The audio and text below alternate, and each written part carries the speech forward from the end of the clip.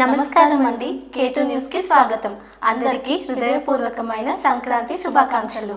ఈ వీడియోలో మనం సంక్రాంతి పండుగను కేవలం పండుగ సరదా కోణంలో కాకుండా దాని వెనకాల ఉన్న అర్థం, శాస్త్రం, సంప్రదాయం గురించి మాట్లాడుకుందాం. అక్క, నిజంగా చాలా మందికి సంక్రాంతి అంటే ముగ్గులు, పిండి వంటలు, బట్టలు, గాలిపటాలు అంతే తెలుసు. కానీ సంక్రాంతి అనేది భారతీయ సంస్కృతిలో అత్యంత శాస్త్రీయమైన పండుగలో ఒకటి. అసలు సంక్రాంతి అనే మాటలకు అర్థం ఏంటని తెలుసుకుందాం. సంక్రాంతి అంటే మార్పు లేదా సంచారం. సూర్యుడు ఒక రాశి నుంచి మరో రాశిలోకి ప్రవేశించినప్పుడు ఆ మార్పుని సంక్రాంతి అంటారు. అంటే సూర్యుడు మకర రాశిలోకి ప్రవేశించడాన్ని మకర సంక్రాంతి అంటారు. అంటే ప్రతి నెల సంక్రాంతి ఉంటుంది, కానీ మకర సంక్రాంతి చాలా ప్రత్యేకం.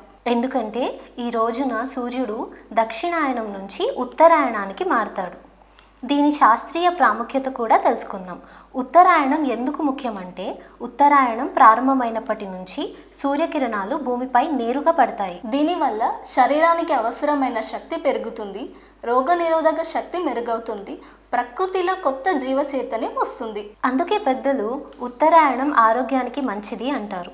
సంక్రాంతిని రైతుల పండుగ అంటారు కదా. ఎందుకంటే ఈ సమయానికి పంట కోతలు పూర్తి అవుతాయి. రైతు తన శ్రమానికి ఫలితం పొందే సమయం ఇది. అందుకే పంట, పశువులు, సూర్యుడు మూడు ముఖ్య పాత్రలు. అవును, సంక్రాంతి అనేది మనిషి, ప్రకృతి, దేవుడు మధ్య ఉన్న బంధానికి ప్రతీక. భోగి అంటే పాత సామాన్లు కాల్చడం మాత్రమే కాదు. భోగి గురించి లోతైన అర్థాన్ని ఇప్పుడు తెలుసుకుందాం.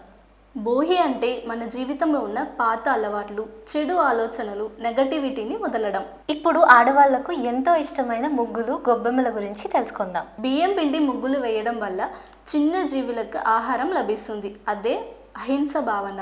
గొబ్బెమ్మలు కూడా ప్రకృతి పూజనే. ఆవు పేడ, పూలు, రంగులు అన్నీ ప్రకృతితో అనుసంధానమే. అక్క, సంక్రాంతి ఆహారం ఆరోగ్యం కోణం గురించి మాట్లాడుకుందాం. సంక్రాంతి పిండి వంటల్లో నూనె కొంచెం ఎక్కువ కదా, కానీ అవన్నీ చలికాలానికి సరిపోయే ఆహారం.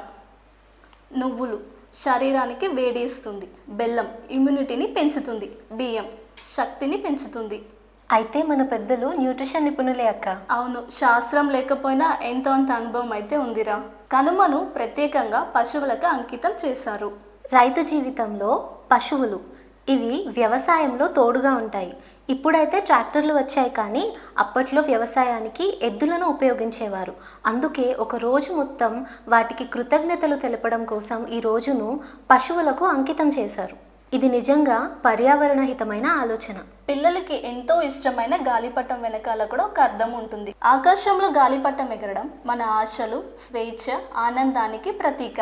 అందుకే పెద్దల నుంచి పిల్లల వరకు అందరూ సంక్రాంతికి గాలిపటాలు ఎగరేస్తారు. సంక్రాంతి మనకు ప్రకృతిని గౌరవించడం, ఆహారానికి విలువ ఇవ్వడం, కుటుంబాన్ని దగ్గర చేయడం నేర్పిస్తుంది. ఈ సంక్రాంతికి మన సంప్రదాయాన్ని తెలుసుకొని దాన్ని గర్వంగా కొనసాగిద్దాం. మీ అందరికీ మరోసారి సంక్రాంతి శుభాకాంక్షలు. చూస్తూనే ఉండండి కేటు న్యూస్.